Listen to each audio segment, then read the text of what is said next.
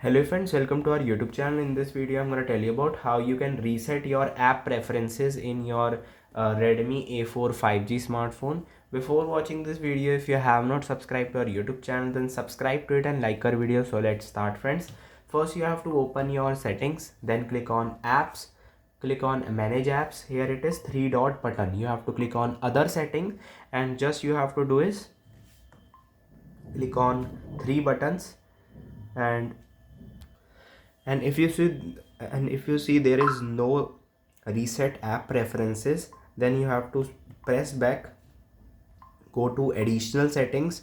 Here it is reset option. You can search it over here also, reset app preferences. Just click on this and just you have to do it from here.